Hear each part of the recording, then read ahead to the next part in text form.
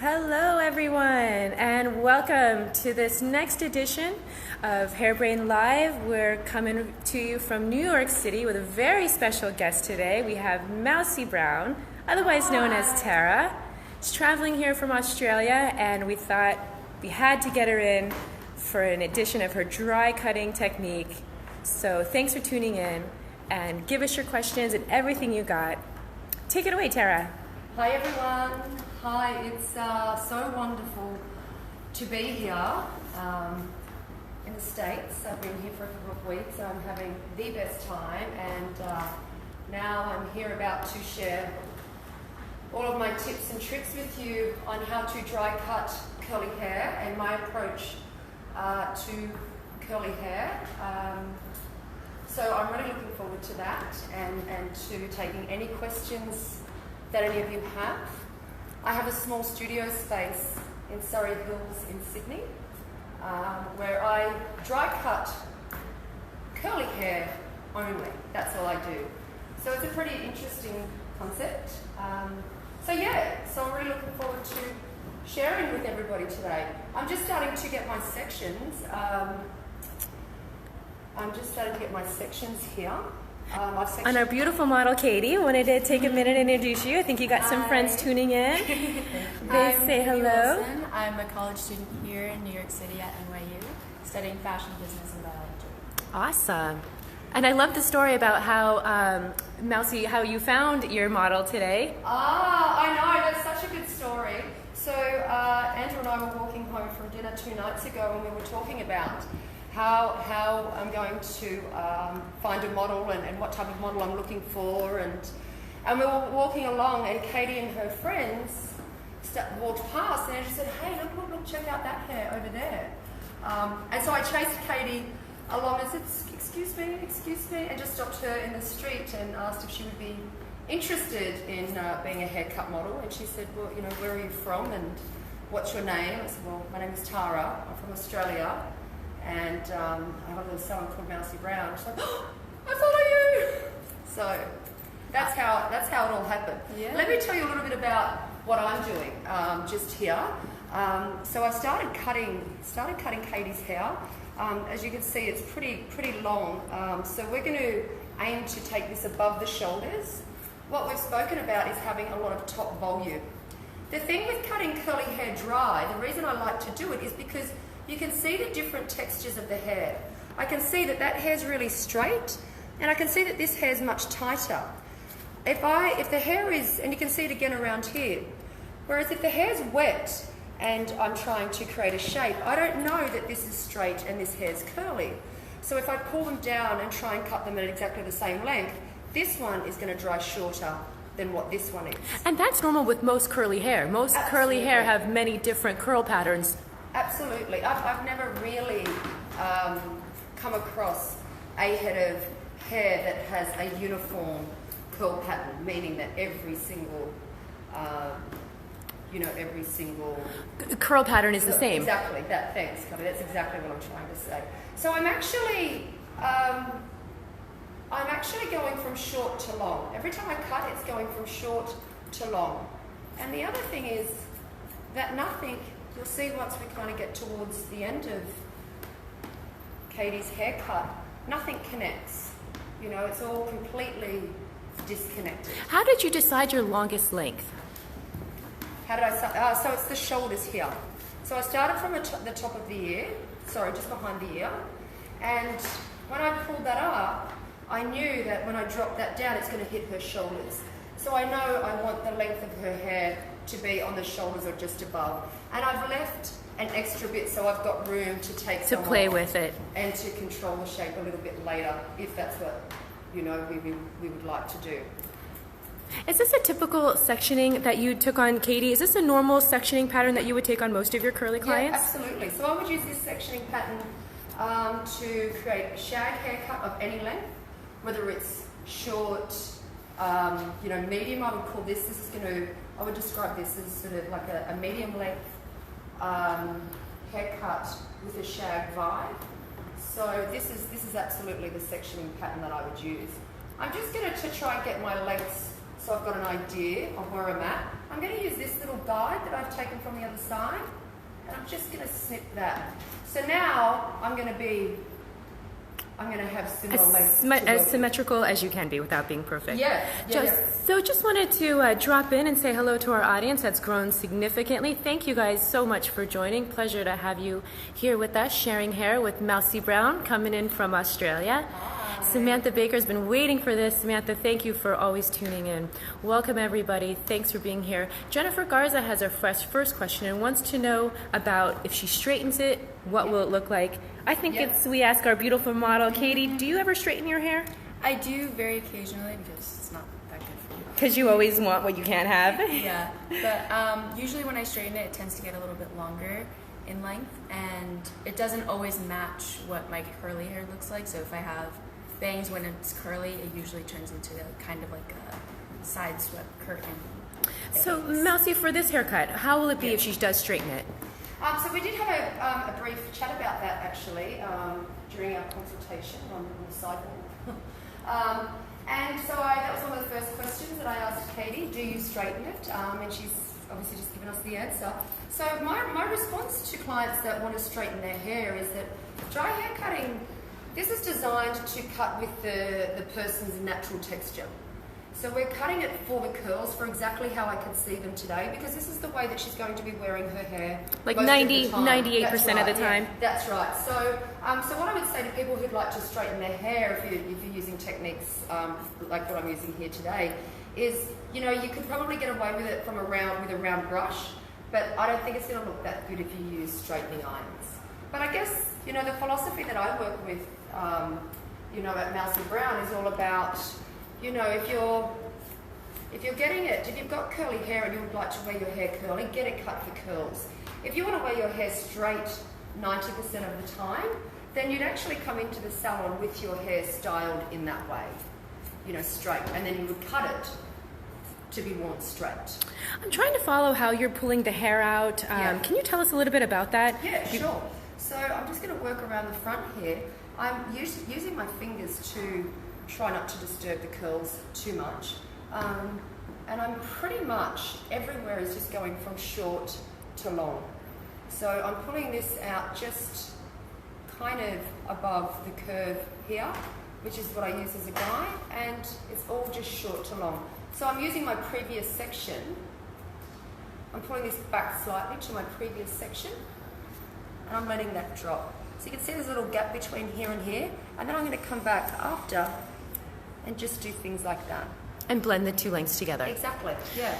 Just want to take a minute to say hello to our audience again. Nick Berardi is watching, good long-term Hairbrain community member, and Gerard wishes he was here. He's tuning in from California. Hi, Gerard. We got love from India and the Philippines. Oh.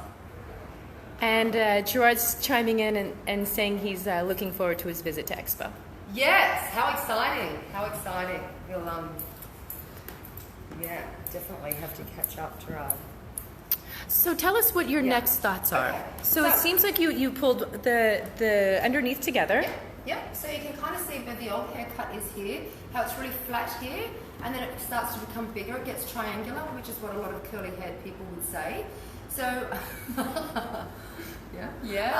so what my aim is here is to create enough what I like to call organised chaos through this part, so it actually lifts all of this, and then that will tuck in, and then when we bring the top over, we want to get some top volume, but I need to use the hair underneath to create that. So once I've finished this section over here, I'm going to start doing what's called channel cutting, and I'm sure a lot of you are familiar with channel cutting. A lot of people would be familiar with channel cutting along the scalp.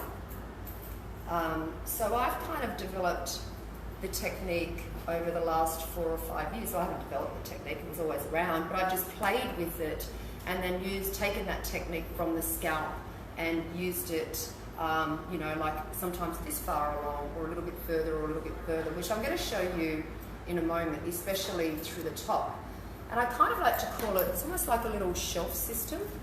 I use the channels to build volume, but also to take out weight from the places that I need to remove weight from. So say these straight pieces, for example.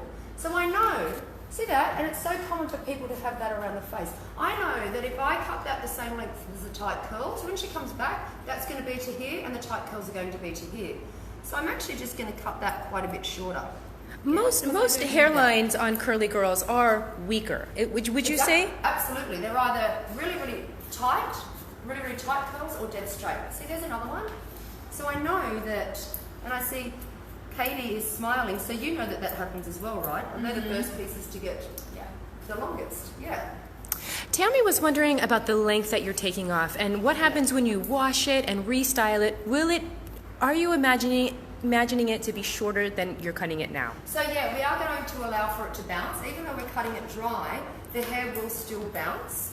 But the whole idea of dry hair cutting and cutting somebody's hair in its natural state, meaning Katie has wet her hair this morning, applied leave-in conditioner, and then left it to dry naturally. So the philosophy behind cutting it dry in its natural state, when she goes home and re-washes it or re-wets it, she's going to end up with exactly the same as what's happened today. Sometimes when we cut hair wet and then we blow dry it, smooth, when the clients go home and re-wet it or wash it, the same thing doesn't happen for them unless they, are able to iron it or blow dry it exactly the same way the stylist has. Whereas with this method, pretty much the same thing will happen for her. Shauna was wondering if you're going to do any type of thinning, any type of texturizing further, or? I don't use thinning scissors and I don't use a razor, simply because I haven't really mastered the razor, to be honest. But the channels is what I use to kind of remove bulk, and I'm just going to start to do one here right now. So this shape I feel like is coming along, but I want this to sit up a little bit more like that. Yeah?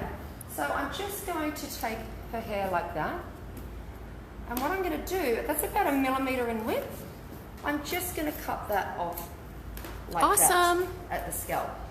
Well, it's not at the scalp, it's about 1 inch before. So what that's going to do, that's going to spring up, and that's what's going to it's going to carry the hair, and the hair for when the top section comes over. Awesome. So it's going to make this shape sit a bit flatter and all this sit a little bit bigger. Loving it. So I'm just going to go and do exactly the same. Let me catch that. Over this side. I'm going to take 1 millimeter of the hair here. And I'm going to see there's no tension at all, so I want to push that back so I can know where the hair is going to bend, yeah? And I'm just going to cut that off. That looks like so much fun. It is so much fun. It is, yeah. Yes. So Gerard is having FOMO, and he wishes he was here. He was wondering, what's your background as a cutter, and have you had classic training? What has been your journey? So there is in a nutshell. In a nutshell, I was trained like everybody else. So I was taught to cut wet. I was taught to cut hair wet in a traditional kind of way that we're all taught. And then I was introduced to dry hair cutting about 11 years ago. And it really just made so much sense to me that I just stopped cutting. I just never wet another head of hair again, and that was 11 years ago. And to the point where I thought, well, what if I could open a shop that cuts hair dry only? So I'm cutting a gap over the shoulder. See that? Yep. Like a little triangle, because what that's going to do is that's going to create some space for her so that this can sit forward and this can sit back. If we leave that, that's when curly girls end up with a triangle that they don't like. So you can see how much flatter this side's sitting versus that side. Through a combination of the tricks that you just did. Yeah. Taking the channel out. Taking the channel out and now kind of creating a nice space over the shoulders. So that the curls can find a home. Because when we're dealing with texture that goes sideways like this, if we don't create enough air and enough space for the curls to find a home, they end up just stacking on top of each other and kind of coming all the way out. Would you agree, Katie? Yeah. As a curly head person, right? Definitely. So this all needs to be lifted. So this is where it starts to get quite lifted. This is where it starts to get quite visual. I'm just going to go like that. Would you say this is a feeling? I would say a lot of it is intuition, and I do 40 to 50 heads a week. So, and I have done for the last sort of four years or so. So yeah, a lot of it is just kind of intuition and feeling the hair. Like I've just seen that this is a bit heavy back here, so I'm going to pull that up And you know that by feeling it, by touching it, by moving it. Well, yeah, and I can see it also, like I can see that, that's going to be a little bit heavier now.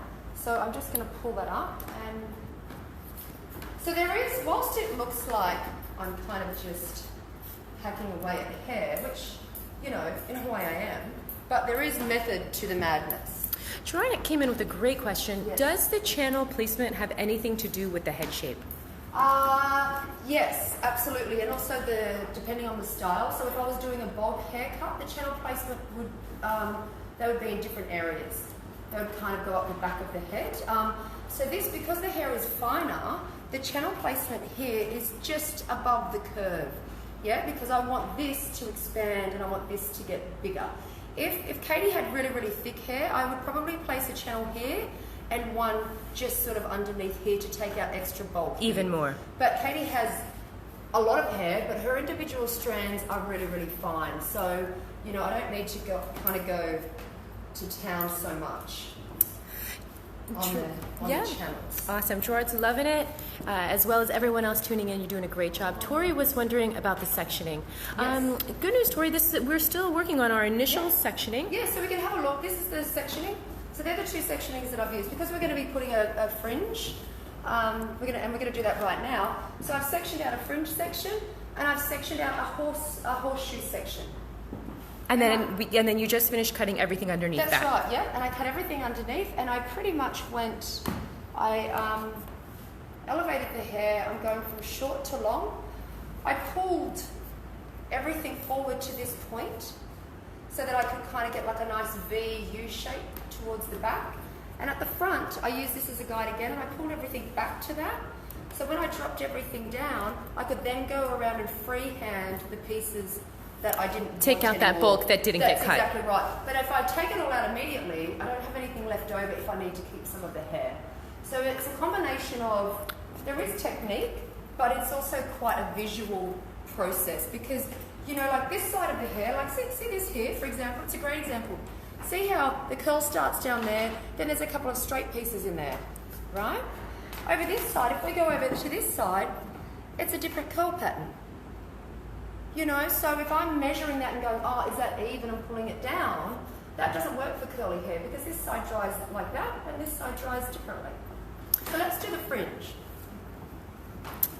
Awesome. As you get going there, Samantha was wondering if you use channel cutting for curly cut. Samantha, I believe, Mousy, you only cut curls. Is that correct? Well, but she was wondering if you would use it on super thick or dense hair.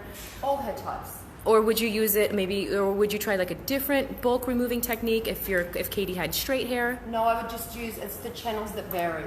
So if someone's got really thick hair, it's the amount of channels that I put into the hair is what varies. If she has really thin hair, I do less channels. So, if it's really thick, I might do them along the scalp. So it's really the amount of channels that I use and the length. So I want this fringe to also sit up. I don't want it to sit really flat on her hair, on her forehead, I'm sorry. So I'm going to start with a little channel in here because I want to expand the hair. But I only want it to be really fine. So this is about 1 millimeter. Okay, good. See that? It's not a huge... So I drop my tension, yeah, and I'm just going to go like that. Are there any golfing people? Usually freak out about that. Yeah, and then I'm actually just going to visually put the hair in. So this is another great example. See how curly that is, but that's straight. So I know I need to cut that shorter. Yeah? Why? Why cut it shorter? Because that's straighter, so they'll grow out at a similar rate. Whereas if I cut them at the same length, this will end up down here. And that'll end up up there. You'll see the straggly part sooner. Yeah. So the idea is to try and... Not let Katie take scissors to her own hair. Yeah, exactly. So I'm just going to cut little pieces in. And then I'm going to come back to that. Yeah, because I'm allowing for it to bounce a little here. I noticed that there's kind of like a center parting right here at the front. Are you worried about that? Are you thinking about how that's going to play into the overall look? Yep. Or so once I've cut the fringe, I'm going to just dampen it ever so slightly, and I'm going to clip that together and close the part. And close the part, and then I'm going to let that set while we do the rest. So I'll see how much hair I have to play with.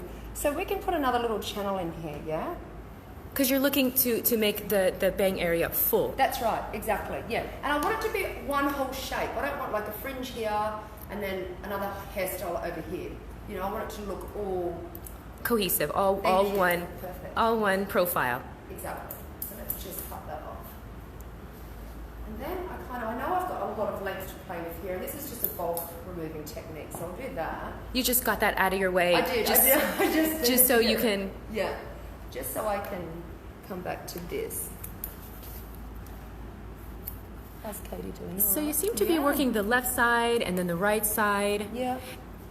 There is any special aha moments when you were working with fringe that you can share with us? When I'm working with the fringe, I think it's just when you're working with a fringe and curly hair. Like, what happens if you feel like it's resistant or it's not really working or it's a bad fringe day, let's say? You know, how do you beat those odds? Well, I guess what I do with fringes, it's just about making it look like the textures, like it's all one texture. You know, it's trying to hide that there are straight pieces and really curly pieces. And a lot of it comes down to when you dampen it, you can then really see how it's going to bounce back and how it's going to behave. But fringes can be challenging, and I know hairdressers particularly can get a bit kind of nervous about cutting fringes on curly haired people. So especially if the client is also nervous about it. Like they want them, but they're nervous about them. Exactly, and it's the first thing people see. So it's almost like a little bit of brickwork, you know, short, long, short, long, short, long, short, long. And when you take that approach with curly hair, it actually makes it look one length. Whereas with curly hair, if you go one length, it makes it look, I find, especially around the fringe, you know, it makes it look, it can look uneven. It can. And this is just, a way to think about hair. I'm not suggesting it's, the best or the only, it's just a way. So I'm just getting those little scraggly bits. And now I want to dampen it down with my little DIY mixture. And the reason I've left it quite long is because I want to know how much it's going to bounce. Essentially, I want it to sort of sit up around here. See that? But you're giving yourself just like a little bit of wiggle room. Yeah. So even though hair is cut dry, it's still going to bounce. So don't fall into the trap of thinking I've cut it dry, it won't bounce, because it absolutely will bounce. Depending on products that you use, and what temperature, humidity, all those things pull into it. Absolutely. Tori was wondering, what is in the DIY mixture? What did you just spray in? So that's leave-in conditioner and water. That's it. That's really pretty much all I use. So super diluted. Yeah, super diluted, just to give it a little hydration. And I use these little pin curl clips a lot to style. So now I'm just going to actually clip the part together. It dries the roots in the spot where you want it to. That's exactly right, and it'll just kind of take out the part. Okay. All right. So now we're going to get into the top. So just because of the amount of hair, I just need to remove some here. So don't. It's just because you're going shorter, and you don't want to have to just streach through all that. Right now. Just getting rid of that length. Yeah. So here's a really important part for the top, because I know we want top volume. We know we want to give it a bit of a shag vibe with a fringe. So if I go and cut really short layers through here, they may end up too short. So I like to take the channels out first and then see how much the hair's going to bounce, and then I create the layering after that. So I'm just going to start to do that. This time they're going to go that way. Our audience gets freaked out by the channels, by the channeling, but it's all right. It's all right to get a little freaky, to get a little uncomfortable every once in a while. It's all about the finished look in the end. It is. Are people dying about the channel? So why did you? How did you come up with this? Just cutting the channel out. So as I said before, it's a technique that I've seen being used over the years. It's effective. Simple yet effective. So I've just taken that technique and turned it into something else. If you do get into channel cutting, it's really important to know where your client parts their hair and to leave about a good centimetre or 1.5 centimetres. You need the weight so they don't poke out. That's exactly right. So I know that I need to cut these a little longer, yeah? So we'll just Because take you're that getting off. closer to the top of the head. That's exactly right, yeah. But being mindful that I still need to create enough air in the hair. For all that top hair to live. Yes. And move. Exactly, so we get the top volume that we're going to need. Just going to cut that off. So I'm just going to, yeah, so that's a nice amount. Tori was wondering, let's see, I believe this was addressed to you, Mousy. Are you trained by Lorraine Massey? No, I'm not. No. I'm Self-taught? Completely different. So yeah, I have a completely different philosophy and a completely different techniques. Yeah, I mean that's such awesome. a popular way of doing things. So I'm kind of more about embracing the frizz and the natural texture in curly hair. But yeah, that's a really. In fact, she was in Australia recently. Awesome. Christina wants to know more about channeling, and she wants this haircut as well. Grab a mannequin, and go for it. Yeah, absolutely. It's really just a matter of, kind of just doing it and becoming very, very visual about curly hair as opposed to, does this match? Is this even? Is that even? It's not about that at all. That doesn't work in my experience with natural textured hair because they are so kind of different. So I'm taking a tiny little V section through the top, which is really just a little bit of insurance, and I'm going to start to layer this internally, and then the top's going to kind of come over like a veil, and that's what's going to finish our look. So I'm going to take exactly the same approach that I used underneath. I'm starting just near the ear, nothing connects, so I need to let that fall out. And once again, I'm going to go from short to long. How are you picking your length at this point? So if I drop that down, I can see that this hair is going to fall over. I should have done that for you. So if I drop that down, I can see that that hair there is going to fall over the shortest layer, and then this is going to end up about here. So that's how you get the divots out of layering. You know how some people go, I just have a layered haircut and I feel like I've got a length here, here, and here? It just helps to make it seamless. So the channeling is all about creating seamless layering. Going short to long and using disconnection is all about creating seamless layering. There is no tension, is the other really important thing when I do education in Australia. Because curly hair and tension is a thing. Yeah. So people, they're pulling it too tight and they're like, this one just ended up to here. Like if we've got too much tension, or any tension actually, it's... You're changing the curl pattern when you cut it.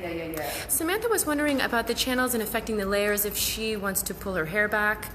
No, they're so fine. They're only like a millimetre in width. So, and they're long enough that they will all come back, if the hair's wet or dry. They don't come out. They almost just disappear. They do. But to be honest with you, Samantha, and I've learned that over the years via experimenting, and so I know when they do pop out. I've definitely had the odd accident in my time. So again, I'm going to pull the hair up. I'm going short to long, and I'm just going to drop that. See, I can see that this is going to be longer than that, but this one here is going to be shorter. Yeah? Tier, it's sort of like a tier. Short to long, and I'll drop that down, and there it is. Okay, just wanted to catch up on a few people that were nervous about Katie and if she dries it straight and this and that. We spoke about it earlier. Yeah. Katie normally wears her hair straight once in a never. What would you say? Maybe once a quarter, once in half a year? Very special occasions. And things like so 98% of the time she does wear her hair curly, and that's what this haircut is aimed for. Yeah, absolutely. I mean, and I get asked that question a lot. Let's talk about the type of scissors that you prefer. Yeah, so at the moment Are they short? Are they long? No, these are about a 5-inch. And then I also use a curved blade. So they're the only two that I really use. I use a long blade for different bits and pieces, and in fact I'm going to use a curved blade now because I'm doing all these other things. But that's pretty much it, and everything is cut bluntly, but nothing connects. Interesting. So it's so there's no point cutting. No point cutting. No. Is that because the texture that it's already textured, the fabric of hair that you're working on? That's right, yeah. So exactly, it's already textured. I just need to create air, and I need to create enough organised chaos so Katie's curls can find a home and a place to sit. So this is all really just visual. And if we look around the front, we're starting to get the shape. Why do you choose to lift it so high versus cutting it kind of lower where it lives? Because if I elevate the hair, I can drop out the underneath so that it doesn't connect, because I'm always disconnecting the hair. So if I pull it up, see that? It drops out, and then I recut this part so there's no connection. Whereas if I pull it down, then hair starts to connect, and I don't want it to connect. That's how you are getting your bulky shapes, a triangular shape. Yeah, exactly. Tori was wondering why you switched to the curved scissor? Because I was starting to chip around, like, and do some detail work, so I can actually now go back to my blunt straight blade, and then I can go short to long again. So the detail work and fringes actually quite often I'll do with the curved blade. Or sometimes you just like to use something a little different too. Are you so worried about the two sides, the left and the right, matching, or do they normally do their own thing from client to client? Yeah, I mean, if they visually match, for me, then that's a match. I don't measure them. You know, there's no measuring like this, because you have two different curl patterns on either side of the head. So for me, at the end, it's more, you know, if they visually match, then the hair, then it works, kind of thing. Because with curly hair, as a lot of curly hair people know, you can do the same thing 7 days a week, and you get 7 different results every time. Yeah. So I'm pretty much just. This is kind of a little bit like my cross-checking, I guess. See those pieces I'm just finding?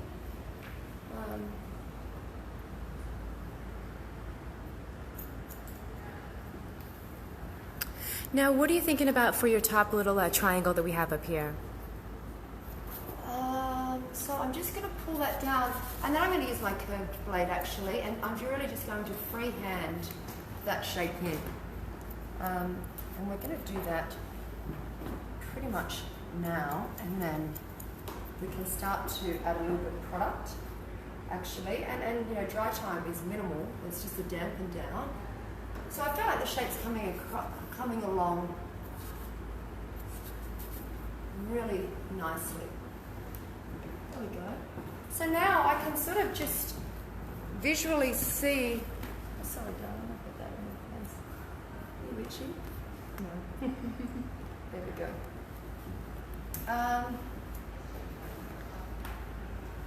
So this is going to be almost like brickwork, you know. So it's going to be short, long, short, long, short, long. Kind of putting your personal touch on the last few. Yeah. See, I said it's going to grab these. Make that longer there. I'm going to make this one shorter, that longer. I'm just kind of going to continue that. Tori was wondering about what kind of product line are you in for?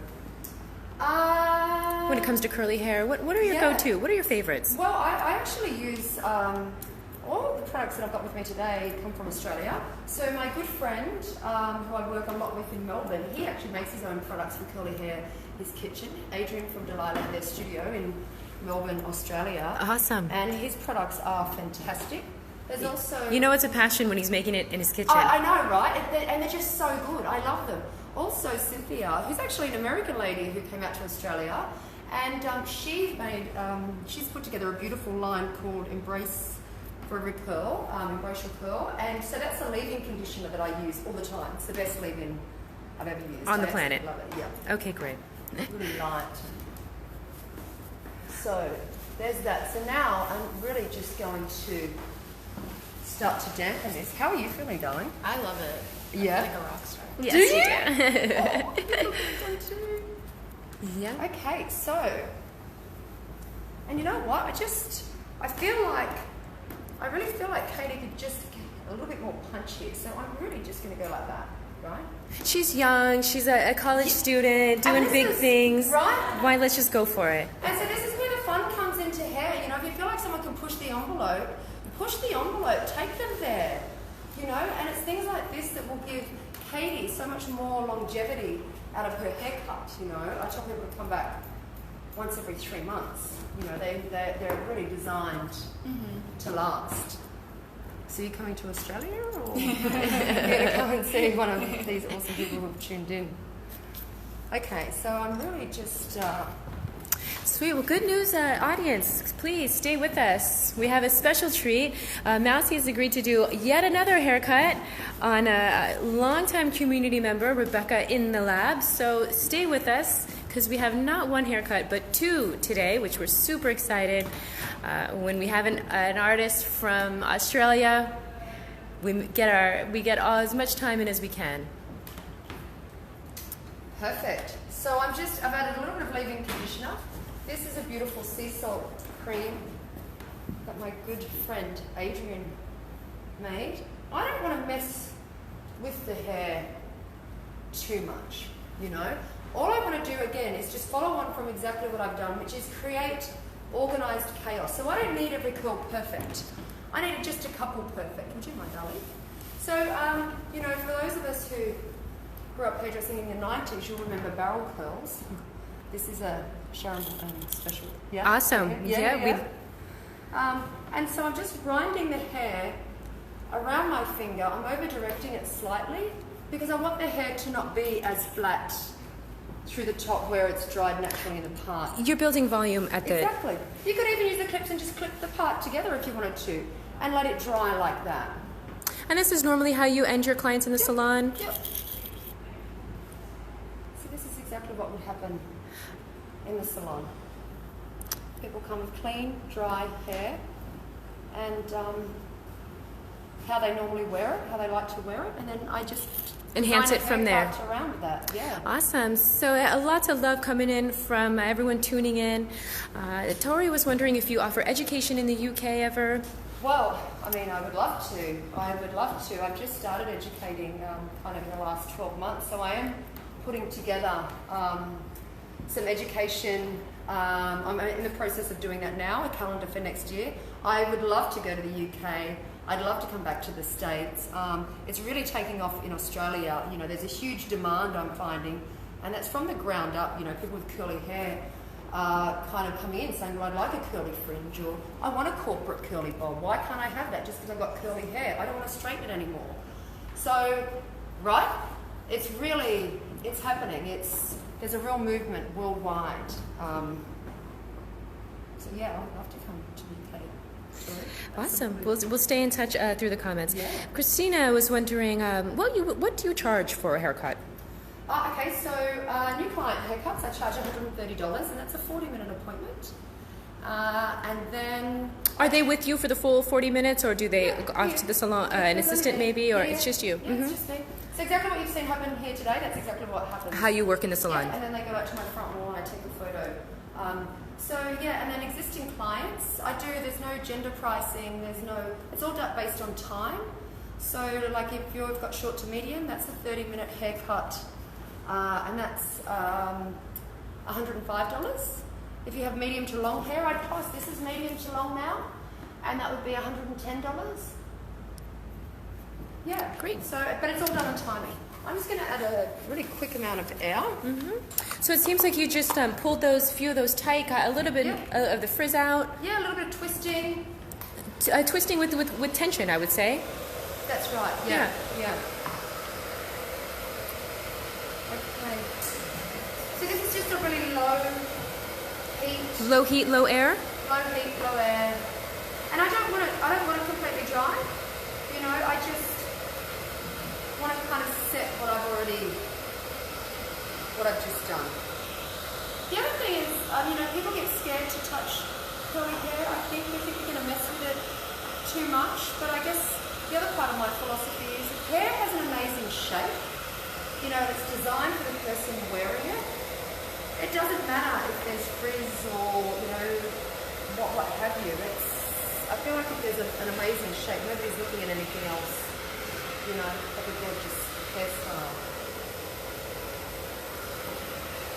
really, Katie? I love it. I absolutely Yeah? love it, yeah. Wow. Doesn't she look different? Yep. You were ready for fringe? Yeah. And now that I can see how much it's bouncing, you know, I can take it slightly shorter. I can see that now, but it's really, I would highly recommend for people to keep it a little on the longer side. So I'm just going to take these out and let them be. And then we're going to do like one final zhuzh.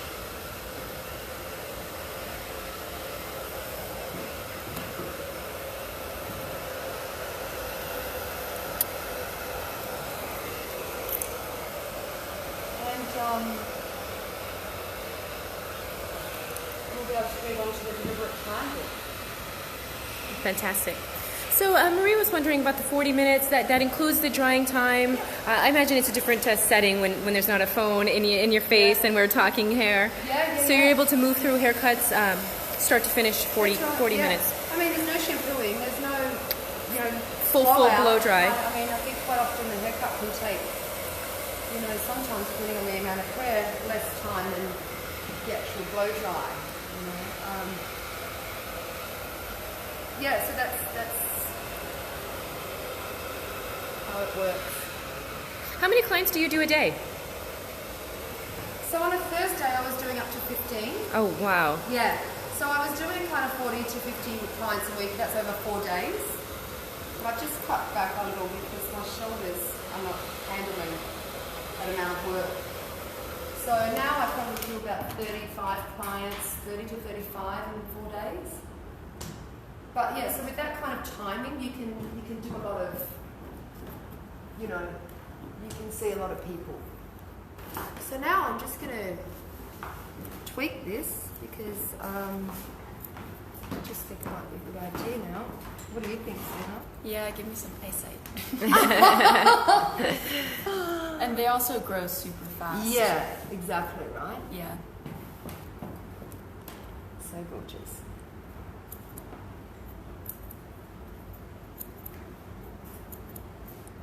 So what are you thinking about as you chip away at these fringe? It's just visually, I know if that's straight, so I'm cutting that even shorter because it'll grow up faster. It's just visually how it works with her face at this point, you know. And see how the little channels have given me enough air in here that it lifts so it won't fall really flat. And I can still see that this side looks a little longer. So I'm just going to go like that. And now I want to give it, see, it's still a straight piece. See, it's still there, isn't it? Where is it? It has to, better cut that off. There, it's gone now. Yeah, that's what I'm doing actually. I'm looking for straight pieces. There's always a couple. Okay, so let's really jazz this up. So the big part about the service is I want people to understand how to wear their hair. So when Katie goes home, I want her to know, see that looks to me a bit heavy, so I'm going to cut it off. Katie needs to know that, okay, so when I go home, I need to let it dry naturally to do what I've done today, and then I need to try and get some top volume. So she could either clip the part, and once it's almost dry, come in and just shake the scalp. See? And just loosen what we've done. So it's the same concept. You dress it and then you undress it. So that's it, straight. They're everywhere. They're hiding. They are, aren't they? I know, they just pop out. Sometimes I'm still cutting hair. And that shake, that release, you know, will loosen up some as well. Absolutely. And so this is just fine-tuning that bit. Tons of support. Nigel's loving it. Marie's loving it. Everyone's having a great time. Thanks, Mousy, for sharing hair with us. And I'm definitely looking forward to yet another haircut. Woohoo! Thank you, everyone. This is the beautiful Katie and her new dude. Awesome. Woo! Super cute, Katie. Nice. We'll get you on again at our final thoughts. So good. Yeah, you feel good? It's very light. I feel like Do you? I can, like, Yeah. feel my neck. Yeah, right? Yeah. I know. Beautiful. Awesome. Yeah. Beautiful. Thank you. Thanks, gorgeous. All right. Haircut number 2. Okay, this is Rebecca, everyone. Hi. everyone knows Rebecca, a longtime Hairbrain community member. She took the golden opportunity to grab a haircut here while Mousy was in New York. Taking the opportunity, always a good time. Yeah. So we've had a little chat earlier, and so there's a haircut that I like to do on bobs, which is called the deliberate triangle, because there's a lot of it's a really common thing that curly hair people come in and say, oh no, I've got a triangle and it's not a triangle shape that I like. So the idea of this, the way I like to approach bobs and curly hair, again, because we've got a texture that goes sideways, I imagine that there's a V, and I'm sticking a V on the back of somebody's head, and it's going to go like that. So this is going to be the biggest part of the haircut, not out here. Yeah, so this is all about slicing off these edges, getting a really nice shape that kind of is a little bit slightly shorter, I would say, not a huge amount, but something that is going to be wide enough that works for Rebecca's face, but wide in all the right places. So we're going to use channel cutting again. I'm just going to section up the hair. I'm going to start with exactly the same section as I did with the last haircut, which is a horseshoe section through the top. I'm going to leave the fringe out because I don't want to mess with that. Whenever I'm sectioning hair, I'm always working really gently with the hair. I'm never pulling it, I'm never stretching it. It's never tight. It's never tight. You can see how loose that is. And then I'm just going to really loosely... separating the top from the bottom. Thank you, Kelly. So, yeah. Awesome. Drew Viola just chimed in. She had a break in her busy salon Friday. Hi. She's Judith. excited to see what's happened. So I was lucky enough to attend Judith and Rebecca's class in Baltimore on Monday, which was fantastic. I loved it. I love it. Seeing the community get together. It's Such a great amazing time to be community alive. over here. It was Amazing awesome. time to be a hairdresser. It was so, I couldn't have had a better time with all of the hairdressers over here in America if I tried. That's what I'm thinking. I just had the best time. So I'm going to take similar sections to, I think what you would normally take, how we were trained. Yeah? And again, it's all going to be about disconnecting. Nothing here is going to connect. I'm going to be using channels, and this time I'm going to be cutting them in like this. I'm going to be just mirroring my sections with channels, yeah? Because I want this hair, if we're imagining the V that's going on the back of the head, I want this hair to be quite flat behind the ear. Why? Because I don't want it to be wide behind the ear like a lot of kind of traditional bobs, are wider there. If you've got really fine hair, I feel like it works. But if you've got, hair that's going sideways, I don't know that it's as flattering. Awesome. Yeah. Yes, Denise, Mousy Brown does all dry cutting. Has for a number of years, just the way she does it, the way she prefers to cut her curls. So yes, Rebecca's haircut will be dry. Okay, so I'm going to cut my first little channel here, yeah? Okay, we're ready for it. Do you tie your hair up, Rebecca? No. Okay, so now that I know that Rebecca doesn't tie her hair up, I can make this quite short. So I'm just going to go like that. Yeah. Whoa. I know, I can hear the gulping from here. I love it. That always happens. It feels great. Yeah? Yeah, it does. Does it? And now I'm just going to mirror my sections. I'm going to pull that straight up, and I'm going to let that drop out as my guide, and I want to cut that hair off again. So I'm almost shaving off edges, if that makes sense. So I always do the bulk, then I do the length. The detail, okay. That's right. So I never ever do it the other way around, which I guess, traditionally that's the way we're taught, as I was taught. We cut the hair the length and then we go in and do the detail. If I do it that way, I feel like with curly hair, then I'm going to lose control of it and it's going to get way too short, because the channels actually make the hair bounce a little. Judith was wondering, is this deliberately not a triangle? Judith, you're going to have to give us a little bit more. We got distracted. So resend the question, please, Judith.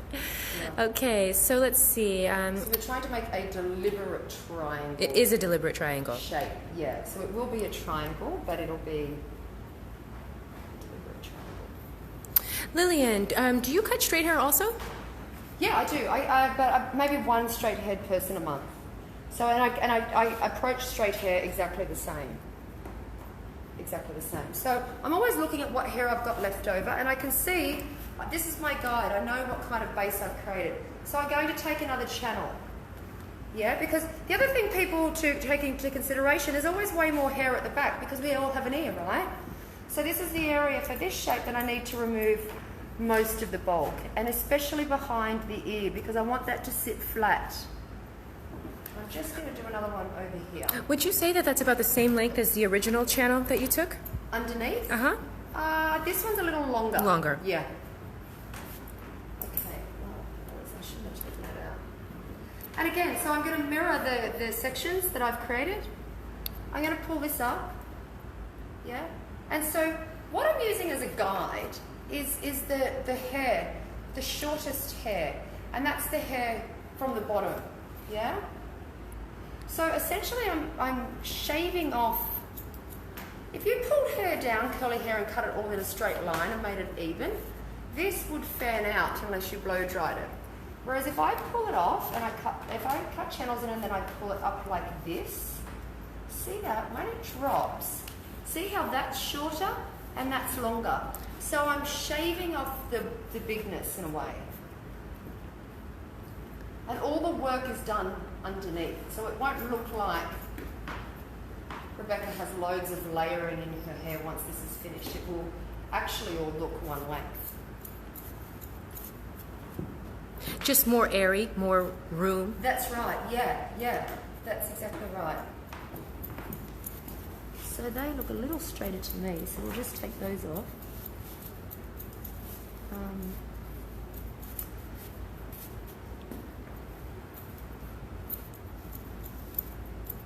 So you always wear it out, Rebecca? I do. Yeah. There have been rare times that I've done this sort of like flat iron wave or curling iron wave, and I don't like it because it's just nothing like my natural, and I like the expansion for my face. Yeah. My curls. I like my curls, so. They're beautiful. That's the other thing. Thanks. And I feel like you can just create the most amazing shapes in curly hair. I You know, agree. you can get it big and you can get a lot of top volume. And I secretly want to. Yes. Straight in person. I know. I secretly want to. Okay. Is this your go-to sectioning and thought pattern when it comes to curls and bobs? Yeah, I would use this exact sectioning pattern that I'm using now. You find it the most flattering and most... To have spots. Yeah, I do. Yeah. So there's not as much hair there. So I'm actually now just going to... I'm going to leave that a little bit longer because I want to save that for when I put all of this hair in. So now I'm going to... I know that I've got quite a bit of hair here, and I would like to make this section sit a little bit flatter because I've still got all of this hair to come over the top. So I'm going to just take a little diagonal forward. Looks diagonal forward? Right, looks diagonal forward, yeah. Feels like it is. Feels like it is? Feels like, yeah. Agree? Yeah, You're in agree. agreement? Yeah. And I'm just going to put a little longer channel in here, just so it kind of covers the ear, yeah? And then I'm going to just take some length. And this exactly the same as what I've done previously. I'm going to pull it up. I'm going to let the base drop out. And cut that off. And then I'll just come back and... You know, sometimes you don't... There's hair that you don't need to cut. So, you know, it's good not to cut it, right? Mm-hmm. So the ones at the front, I don't really need to cut at the moment. I might come back to them. Just giving yourself some insurance. Yeah. I love a little insurance policy when it comes to hair. And I also like options. I don't like to overcommit, you know, because what if you get somewhere and you think, well, what about this? This could actually look quite amazing. You know? So see how this side comes out like that? Whereas this side sits quite a bit flatter. So Awesome. Just trying to, so I'm going to do exactly the same. I'm going to put one channel in under here. And because I do channel so much and I use them on every single haircut, there is a pattern to it, and there is a thought process behind it of where do I need to either remove bulk or where do I need to create volume. And that's essentially the two ways that I think about Channel cutting and how it's going to work on every person's head. So again, I'm over directing, and as you can see, nothing connects. That seems to be your signature style. Yeah, it absolutely is. No haircut looks the same. No. But yet it's cut very similar. Yeah. So there's three main sectioning patterns that I use for all of my haircuts, being long, bob, short. But, from this sectioning pattern, I could create 20 different styles from this one sectioning pattern, And that all comes back to visually how it looks on the person, what do they do, what's their lifestyle, what can they kind of handle, what can they pull off, and how far can you push the envelope with them, If I kind of like the idea of if you think someone's ready to go there with them, There's nothing worse for a person if, they're ready to go somewhere with their hair, but we're not. When they leave the salon and they're like, I wish I had it like a funkier fringe or a... Yeah, exactly, So, and I guess I feel like that's our job, isn't it? Training our eye onto what can work and what can't work with people and their hair. Nicole's got a great question in terms of the channel. Do you channel in the same place when the client comes back for another haircut? Or is it grown out and you can't really even see it anymore? Good question. That's another one I get asked a lot. So I usually see clients 2 to 3 times a year for max. So I don't encourage anyone to come for a trim. In fact, it's not an option. I encourage people to come for a do, come for a whole new style. So I'd like to see when they come back in 3 months' time that I can still see the shape. But I don't know exactly what I did, so we're creating a whole new shape. If I see channels that I have used and they're going to work to use them again, then I will absolutely recut them in. But depending on how much hair they've got, if it's somebody who has really, really thick hair, then I would actually cut them new ones because I know that their hair can handle it. But on thinner hair, I may see the older channels and go, you know what, that's actually going to still grow out for another 3 months, so I won't cut any more. Again, it's really visual. It's depending on what we've spoken about. I mean, no haircut's ever the same, right? Because who can do the same haircut twice? Anyone? People probably can, can't they? Maybe it's just me.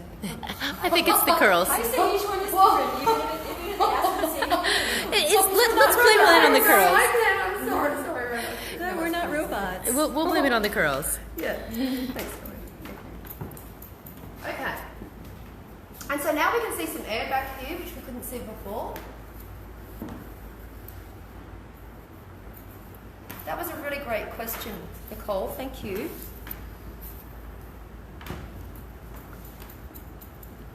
Okay, so now we're going to do the top. So what I imagine, on a bob shape, and what I'm seeing for Rebecca's hair, we've got the base, we've got this really nice foundation, but I want this to sit up a bit more like that, but I'd still like her hair to look like it's in a bob shape, yeah? So we're going to do exactly the same what we did previously. We're going to cut channels across this way. And then the rest of it is really about just visually putting the hair in, like kind of chipping it back in with the similar kind of brickwork technique that I used earlier. Okay, so, and then Rebecca's got a lot of hair up here, so I know, I think I can put 2 in here. And she can definitely handle big hair. She's got the personality for it, she's got the face for it. It's, why wouldn't you go there, right? And I'm going to make this one shorter because I know that she's a hairdresser, she can handle it, but she doesn't tie her hair up, and I've got enough hair here to cover it. So let's just cut that off. Perfect. And I'm going to do, does your part ever move, Rebecca? Not really. No? So like maybe just a centimetre either side or something? Yeah. Yeah, perfect. So I'm going to sort of make sure I'm below that. And like if I was doing a short haircut and I want this to sit up to here, I would take them like that so they stand straight up. This is not the haircut for that. Awesome. That's for next time. Yeah, yeah. Okay, and we're going to do the same over here now. Yeah, so you can immediately see that they just disappear, the channels. Yeah, yeah. And they may look thick watching kind of... Close, your phone, extreme close-up like this? It's literally a millimetre, you know. So I know I can do one shorter. Yeah, I can. So I can take a little bit more hair off over here because I want to...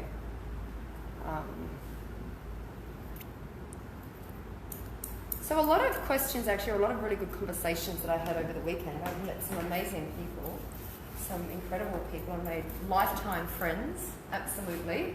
The gang. Yes. The gang. And one of the conversations that we did have was about the business model that I have in Australia, created, which is 2 studio spaces. One's owned by myself, which is called Mousy Brown, and one's owned by Claire from the other room, and her studio space is called the other room in Sydney, and we're actually cousins as well. So she's a hair colorist, and I'm a hair cutter. So, you know, we have 2 separate studios decked out with completely different vibes. You walk through one to get the other, and we work under the same roof, and we've just got a little hole in the wall. How fun. It is. It's a lot of fun, and I had a lot of... How many people would you say move through that space? So between both of our clienteles, a lot, you know, and then. Is it just you 2 stylists, or do you have other stylists? No, it's just us. It's just the both of us. Yeah. Awesome. Yeah. So it's a really interesting concept that works really well. So I want this to stick out a bit more. You know, there's a little bit of a channel there. I'm going to cut another little one here, right under the crown. I know everyone's saying, oh, you shouldn't do that, you shouldn't. No, you should. My head, it's like my hair's Is it always flat? flat there. My hair is always flat. So imagine if we put some hair there, Yeah. right? Okay. And so now, again, just have my insurance. I've done my channels. We kept the tip long. Yeah, we kept the top long. Now I want to cut. I can see the ends. My guide is almost those shorter pieces, and I can see that those ends need to come off. So I'm going to just pull that over. I'm just going to go like that. Yeah, now I've almost shaved those ends off. It's a bit thick. So if I kind of go back in here.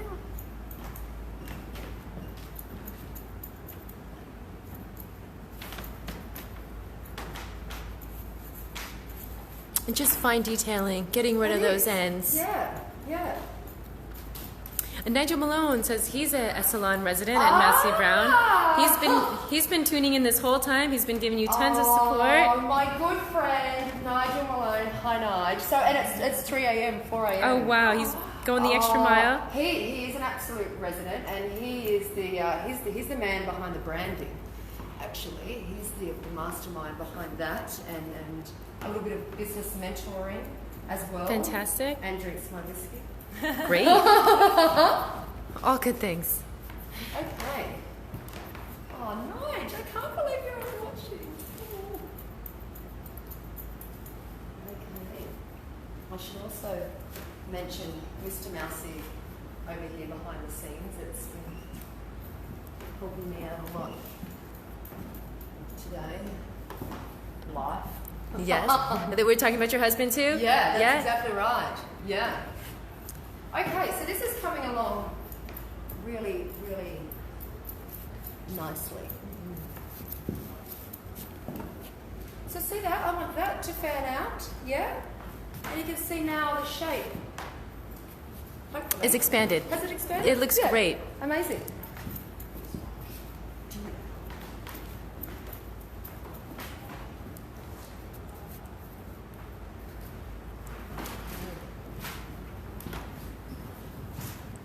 Fantastic, So- but it looks nice and lean here, Yeah. you know? And so now the top, I mean, I don't know, we don't really need to cut that much on the top. We just need to work out what we're going to do with the fringe.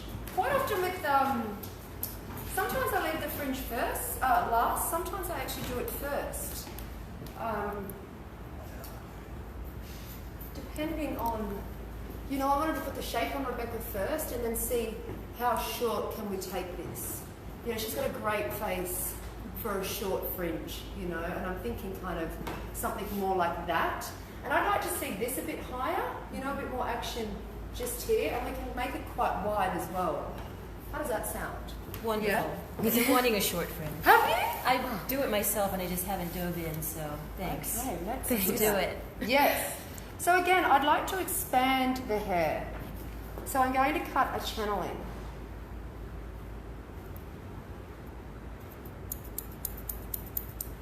There we go. See? And see how that's going to stick up? Mm-hmm. Now I've got some curl here. The other really interesting thing about Rebecca's hair is you can see the fringe actually looks a bit straighter than the rest of it. That's because her curl starts a little lower. So I'm just going to now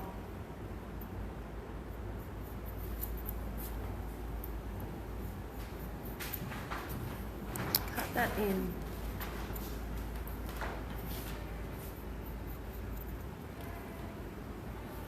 Taking off the length. Yeah.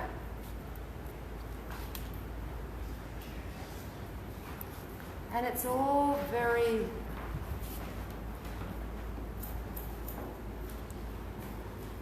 visual.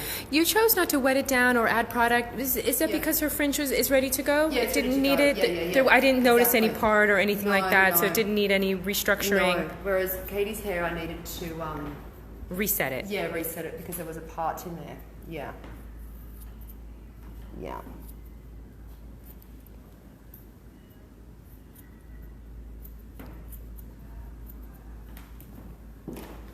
So now it's kind of uneven but looking even. So that's a bit straighter. We can take that off now. So quite often in fringes as well, I actually cut the underneath shorter purposely because I just feel like it grows out better in a way. Mm-hmm. So Rebecca won't feel like her bangs are long compared to the rest of her hair. She won't need to come in for a trim. No. Absolutely not. And again, it's a similar technique. So I've got that little guide underneath and I've let Rebecca's fringe just sit over the top and I'm just visually like that one there. I'm just going to give it a little twist and cut it bluntly. A little twist. So the weight on top just goes right over that channel and lays it down. Exactly. And see how I'm letting the curl form and I'm just twisting.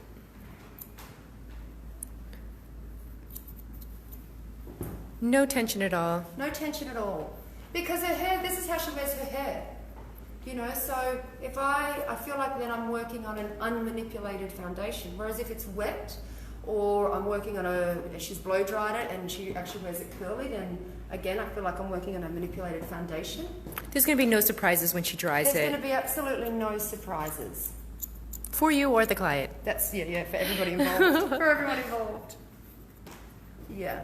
So, and you know, I want my clients to go home and wash their hair and the same thing happen, you know, like not look in the mirror and go, well, what do I do now kind of thing. So that's the whole sort of philosophy and the idea around dry hair cutting and why I believe it works so well with curly and natural textured hair.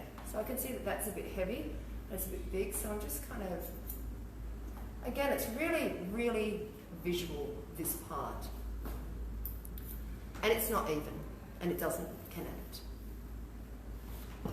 So that's the other thing to keep in mind is dry hair on cement floors especially is very Slippery.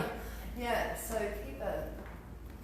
This is totally really? Mm-hmm. And I feel like we could just actually I take had to that show a you bit. all these pictures I've been saving. Oh, that's right, we're going to look They're at all them when like we did this. it. My coworkers are probably sick of seeing them. So see this, you know, so that's a bit too flat for me. Yeah. It's still a bit flat and a bit heavy. So I could take some length off and I might lose the shape, or I could just go in here. I could just sneak in there like that. And I could put a little channel.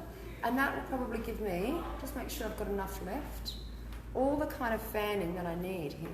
Is that even a word? You were just thinking that it's just a little too heavy. Yeah. A little too bulky. So just go like that. See? And now that's given it the air that I need, but I haven't had to remove the length to give it the air that I need. And all of these. So now I'm going to do kind of what I did before and just visually tweak this. Thanks, Shauna. She's given you all the love. She loves it. It looks amazing. Thank you, everyone who's been tuning in. We super appreciate your support. Thanks for hanging out with us and sharing hair. I know. Thank you, everyone who has tuned in for this. It's just so nice. I think we have such a beautiful community. You've had tons of support. It was tough to film it and keep up with the comments, I gotta say. So, tons of love. Aww. We do. We have the best community. And as I said, the people that I've just met in the last week, the hairdressers that I have met, and the fun that I've had, and the conversations, it's incredible. We are really an incredible... See, this hair could go in there. Mm-hmm. See that? That's somewhere else. But it wants to go there. It really does. I feel like that. Do you feel like that, Rebecca? Yeah, I mean, even if it doesn't, it's fine. It looks good. Look good before. Yeah. Curls just move. They don't do the same thing twice, so... There we go. And so now I'm going to start to dampen this down. Again, standard procedure with all of your haircuts? Yep. Just kind of bring it back down just a little bit? Yeah. And I just want to organise it a little bit more. And then dishevel it. So that still looks a little bit long and thick. So I'm just going to snip that.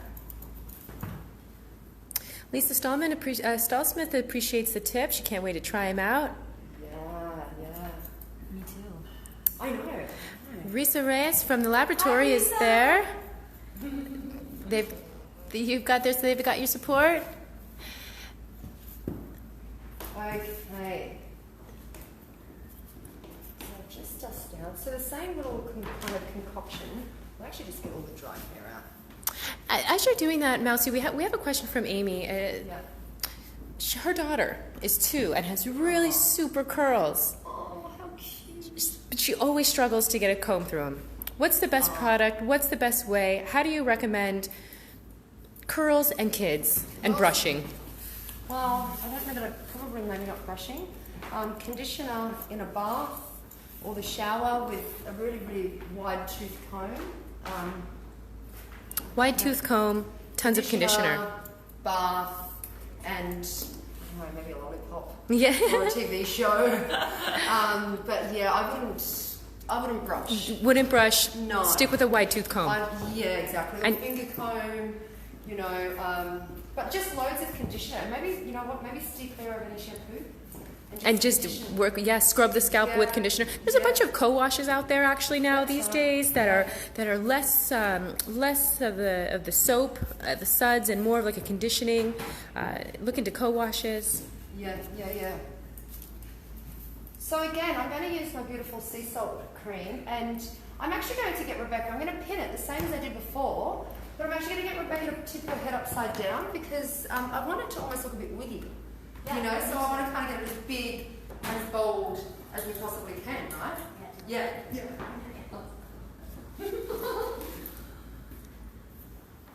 So excited.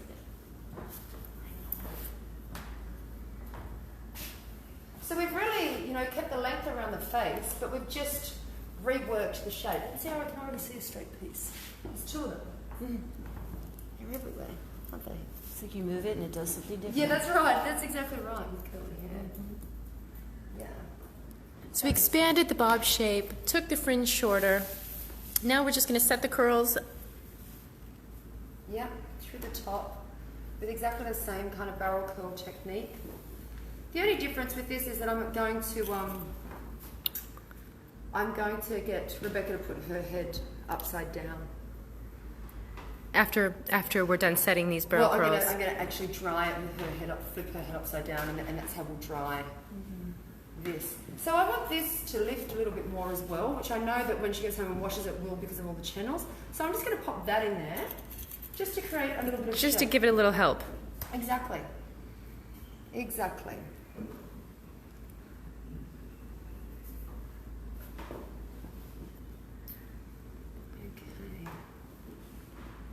So you do this just so, like, when they're walking out the door, they feel like they have like a polished look, and they don't maybe feel frizzy or thatched out. Exactly. It kind of brings the curls together. It just brings the whole look together. As I said before, not every curl needs to be perfect, but some do. And then I feel like it's kind of it's polished, and it is very, very deliberate, you know. Some people don't like frizz, other people are happy to embrace it. And given the way that I cut hair, you know, like I've just kind of taken it within an inch of its life, you know. So I do like to try and get it back a little for when people walk out the door. Yeah, absolutely. And that's how, you know, my Instagram, you know, that's essentially what we're doing here today is exactly what happens. We walk out, I revamp it, just like how I'm doing, and then the hair's not even 100% dry, and we take a photo on the wall, on the yellow wall. Nicole was wondering what do you require of your clients before they come in for an appointment? Is it freshly washed? Is it styled? Good question. Is this the same Nicole who asked me the other I'm not sure, to be honest. Oh, okay. Great questions. Yeah, so on my website there's a whole list of how people need to turn up to their appointment, which is everyone needs to come with clean, dry hair, no headbands, hats, Hair ties, sunglasses, you know, plain dry hair, and they need to come with their hair the way that they want to wear it. So if you're somebody who wants to let your hair dry naturally every day, come with your hair after you've let it been dry naturally. If you're somebody who likes to blow dry your hair every day, come with your hair in that state, and I will design something around that. What about in terms of like heavy products? I know myself, I use a ton of products rather than just leave-in. Is that frowned upon, or do you prefer just leave-in? I prefer just leave-in. I prefer just leave-in or a light moisturiser, and then I'll go and reactivate it with my products, and then I'll add hold on top of that when I dampen it down. I don't like a lot of product because it's too heavy, and if it's sticky, it's difficult to work with. So yeah, minimal product, minimal fuss, and then I can kind of reactivate it. So I'm just going to get Rebecca to lean forward now. Thank you, darling. We can see all your channels now, Rebecca. We see your secrets. Yes, the expanded sheet there. Yeah. Do you normally have your clients dip upside down, or? Yeah, quite often. Yeah, depending on what I'm wanting to achieve. You know, I want this to be, as I said before, quite wig-like and quite big and bold. So quite often I do. And really with the curls and the heat, I actually just want to manipulate the hair just enough to get it back to looking when she first came in. Together. Yeah, exactly.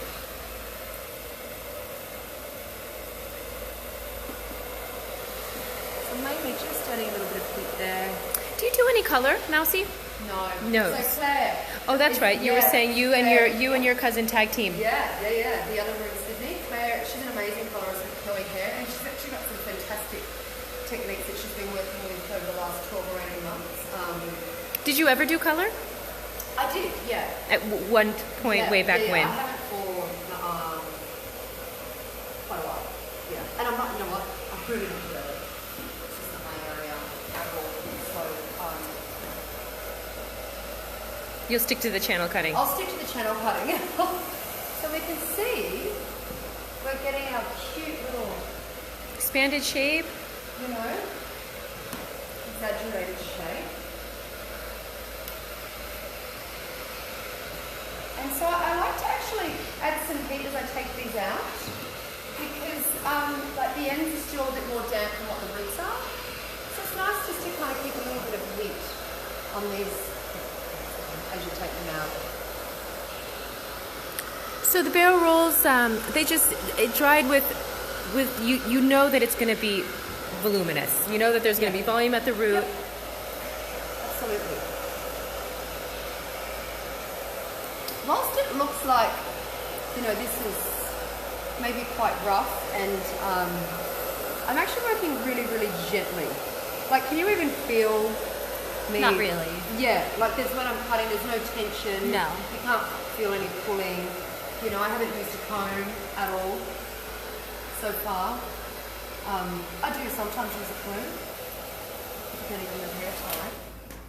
And I'm just now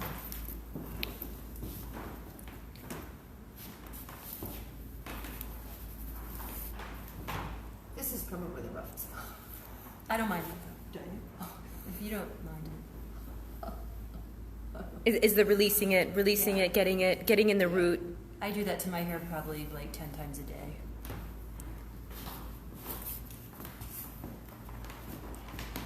So that's still a little bit long, we can see. What are you looking at? See this? Yep. Yeah, so I'm just going to put that in like that. Really.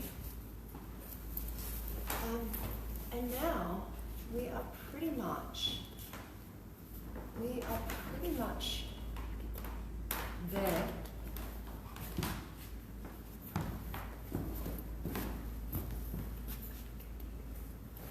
And now I'm just kind of doing the final bit of zhuzhing.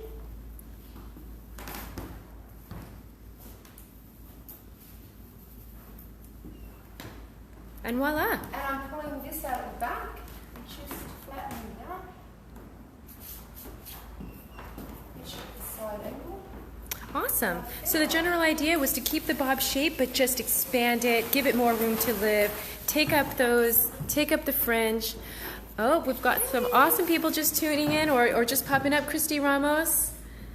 Hi. Thank you for tuning in. She's got support for you, Tara. Zach Snyder, thank you. I'm happy that you tuned in just right at the last minute. Thank you. Nice to see the community coming together, supporting our curly girl all the way from Australia.